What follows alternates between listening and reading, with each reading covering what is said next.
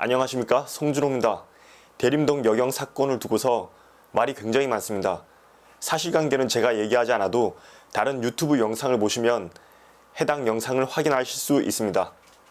제가 오늘 드리고 싶은 것은 그 여경 사건을 두고서 댓글이 굉장히 많습니다. 의견이 굉장히 많죠. 여기서 누군가가 이 댓글을 단 사람을 상대로 명예훼손죄로 고소를 하는 경우에 명예훼손죄가 성립할 수 있는지에 대해서 알아보고자 합니다. 먼저 명예훼손죄로 고소할 수 있다면 크게 세 가지 주체를 생각해 볼 수가 있어요. 하나는 당연히 해당 여성 경찰관이겠죠. 경찰 조직 내 여성 경찰만 이렇게 모인 경찰 젠더 연구회라고 있다고 하네요. 이 연구회에서 제발 비판적 댓글을 멈춰달라고 요청을 하면서 이러이러한 저런 얘기를 했다고 하는데, 바로 이 경찰 젠더 연구회가 고소를 하는 경우를 또 생각해 볼 수 있겠습니다. 가정입니다. 그 다음에 세 번째, 이 사건으로 인해서 경찰 조직의 어떤 위상과 명성이 떨어졌다. 그래서 경찰 조직 자체 내로 고소하는 경우를 생각해 볼 수 있겠습니다. 이것이 세 번째입니다. 경찰은 국가 조직 소속에 있으므로 국가가 고소한 것으로 볼 수가 있겠습니다. 먼저 국가가 고소하는 경우, 즉 경찰 조직 스스로가 자신의 명성이 훼손됐다라고 하면서 명예훼손으로 고소하는 경우입니다. 그런데 이 명예훼손은 이 개인의 명예를 보호하는 범죄입니다. 이것은 헌법상 인간의 존엄성으로부터 도출되는 개념입니다.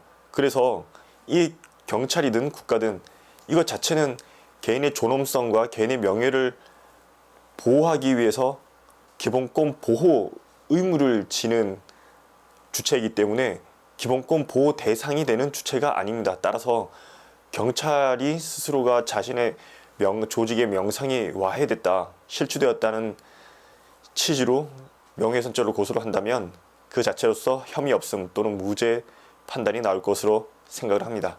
두 번째, 경찰 젠더 연구회입니다. 근데 지금 이 사건이 터지거나 지금 이 사건이 진행 중인 와중에서 경찰 젠더 연구에 관심이 있는 사람이 많이 있나요? 그 자체를 비판하는 사람은 거의 없지 않습니까?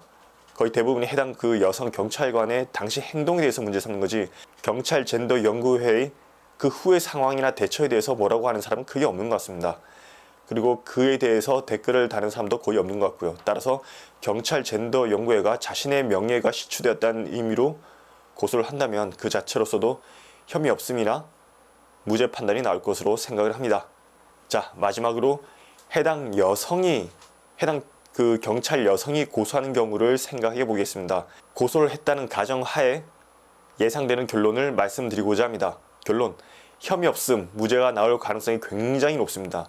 그 이유는 이 경찰이 어떤 조직입니까? 공적 영역에서도 그 중에 일반 개개인의 치안과 관련된 아주 밀접한 공적 서비스를 제공하는 기관입니다.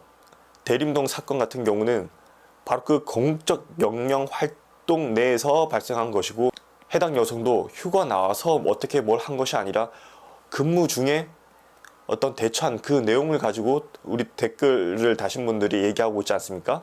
따라서 그 상황은 일반 국민에게 밀접한 관련이 있는 사안입니다. 공적 영역이고 해당 여성이 공무원으로서 공적 인물로서 활동한 사안입니다. 여기서 공적 인물이라는 것은 유명하다기보다는 공공을 위해서 일하는 그 사람, 그런 의미로서 제가 지금 말씀을 드리는 겁니다. 그렇기 때문에 비판과 감시의 대상이 되어야겠죠. 일반 국민들에게. 이것은 비단 댓글 단사님 뿐만 아니라 아직까지 이 대림동 사건이 무엇인지 알지도 못하는 사람이 있을 겁니다. 그런 사람에게도 조차 관심의 대상이 되는 부분입니다. 우리가 일반적으로 알고 있는 명예훼손, 일반 사적 영역을 대상으로 해서 명예를 훼손한 경우에는 이만큼의 기준으로 해서 표현의 정도가 여기를 넘어간다면 명예훼손죄가 성립하겠지만, 지금과 같이 대림동 사건 같은 경우는 공적 영역을 대상으로 해서 공적 인물을 대상으로 하는 거기 때문에 사적 영역보다도 더 높은 수준의 비판과 어떤 감시, 표현은 법에 의해서 보호되는 것입니다. 이는 헌법상 표현의 자유에서 보호되는 것이죠. 따라서 좀 더 높은 수준에까지 어떤 표현의 자유가 보장이 되기 때문에 명예훼손죄가 성립하기가 쉽지가 않습니다.